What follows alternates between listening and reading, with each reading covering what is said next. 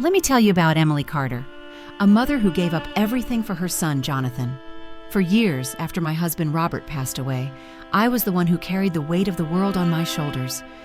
I poured my heart into raising Jonathan, always putting his needs before my own. When Robert died suddenly, it was just me and Jonathan. I could have saved my pension for myself, but instead I used it to put Jonathan through law school, believing that every sacrifice I made would pay off in the end. I didn't need anything for myself. I only wanted him to succeed. I thought that was enough. I never expected anything in return. I just wanted him to be happy, to be successful.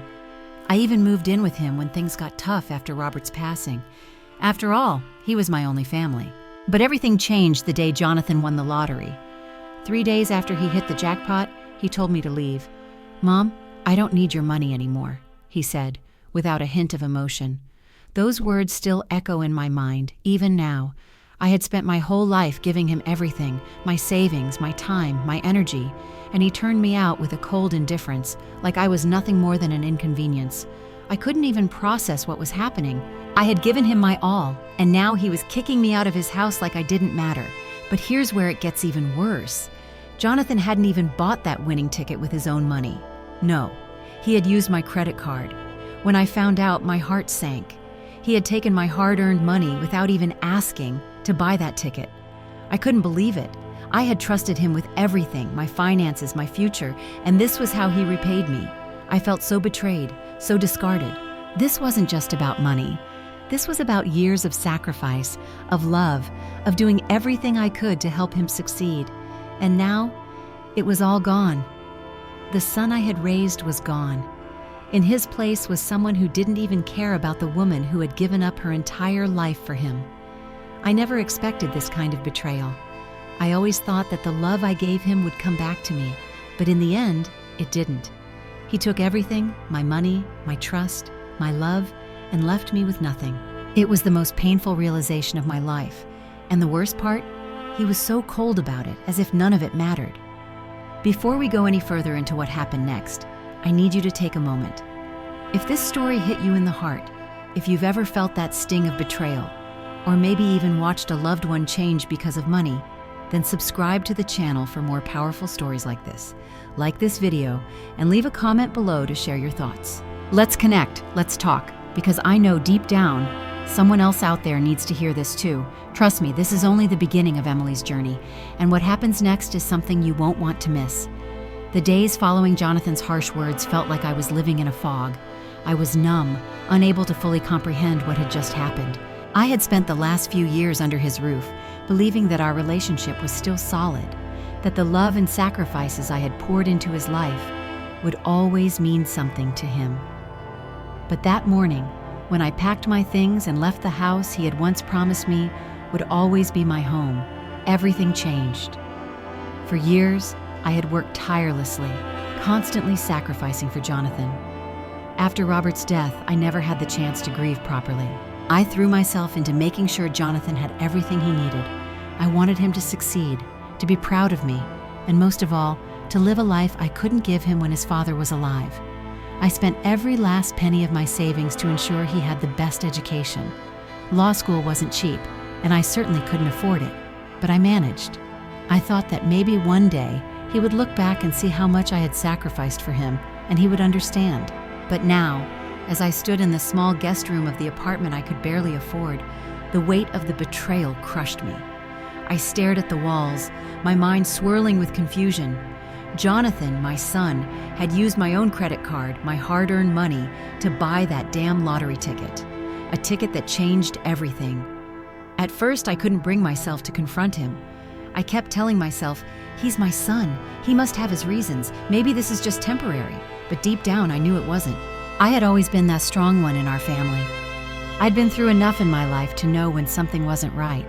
And what Jonathan had done, how he had so easily tossed me aside after everything I'd given him, was not just wrong, it was unforgivable. I spent sleepless nights thinking about what I had done wrong. Had I been too lenient with him? Did I spoil him too much? But as the days went on, I realized that I wasn't the one who had failed.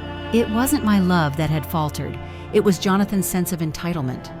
He was so wrapped up in his newfound wealth, so consumed by the idea of power that he couldn't even see the pain he had caused me. The person he had become was unrecognizable to me, and I wondered, had he always been this way? It wasn't just the money. It was the years of subtle dismissals, the times when he ignored my advice, the way he brushed me off when I offered to help. I had been his biggest supporter, yet he never seemed to appreciate it. Instead, he saw me as a burden, a problem to be solved. And now, with all his new wealth, I was nothing more than a nuisance to him. One evening, as I sat in my cramped apartment, I saw the headlines. Chicago attorney Jonathan Carter wins $237 million in Powerball jackpot.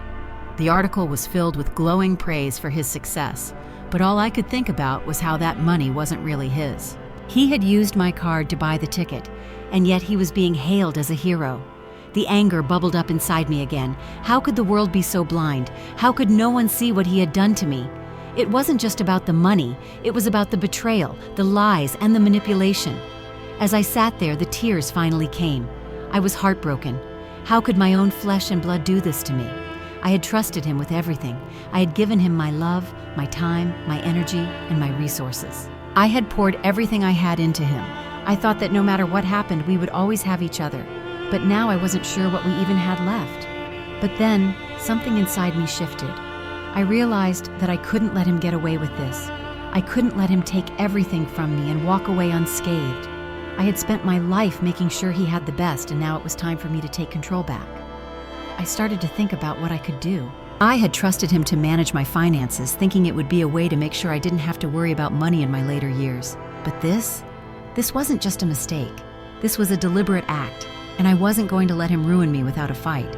I may have been weak and broken, but I still had my voice, and I was going to use it.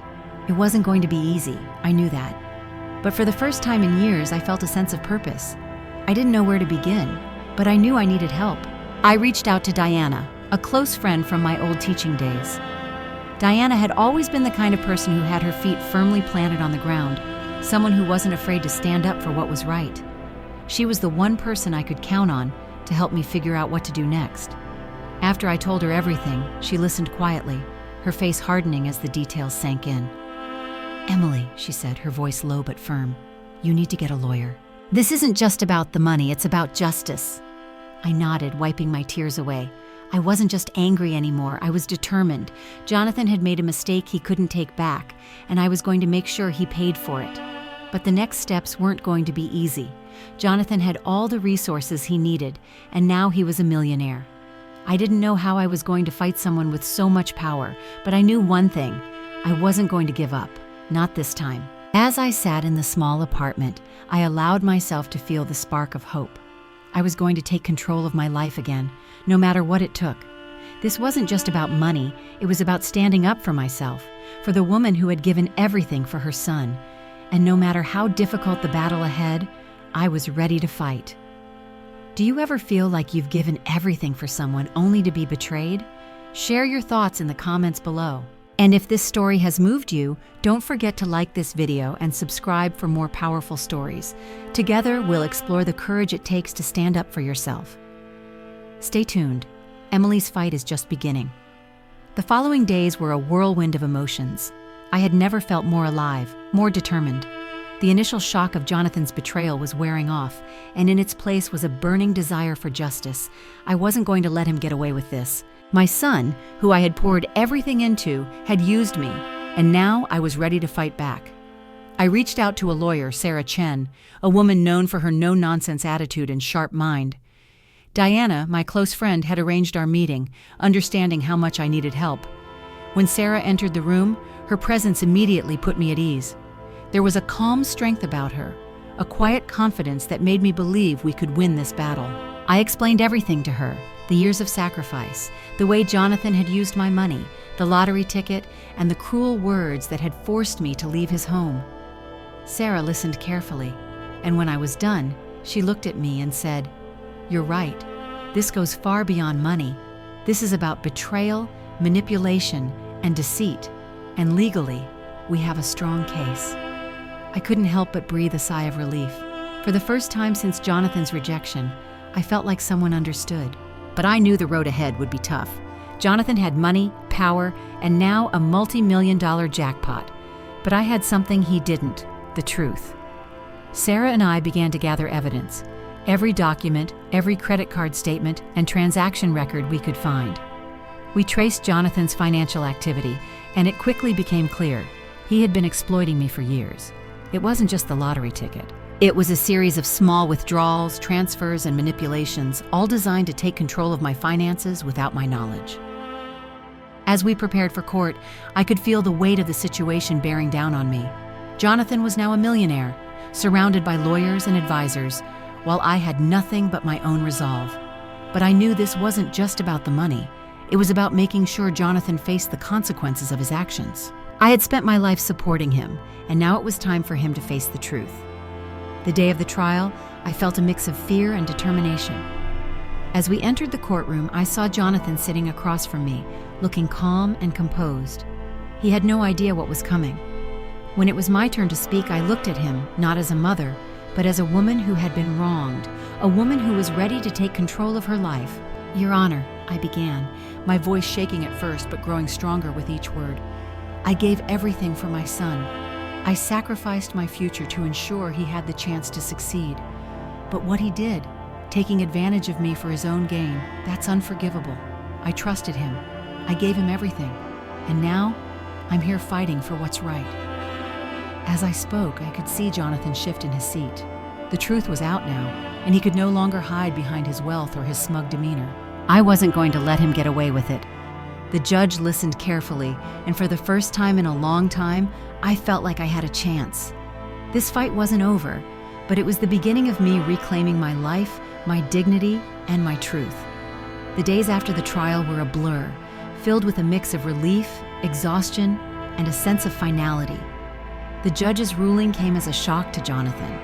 The lottery winnings, which he had assumed would be his forever, were now legally mine. I could barely believe it at first, but as the days passed, the weight of the victory sank in. This wasn't just about money. It was about standing up for myself after years of being invisible in my own life. I thought about the journey it took to get here. The years of sacrifice, the quiet suffering, the emotional toll of raising a child who, despite everything, had turned his back on me. But as painful as it had been, this battle showed me something powerful. I was stronger than I had realized. I had fought for myself when no one else would. And for the first time in a long time, I didn't feel like I was just a background character in someone else's life. I was Emily, a woman who had the right to demand justice, to stand tall, and to claim her worth. Even though I had won the case, I couldn't help but feel sorry for Jonathan. He was a man consumed by greed and entitlement, and as much as he had hurt me, I could see that he was trapped by his own actions.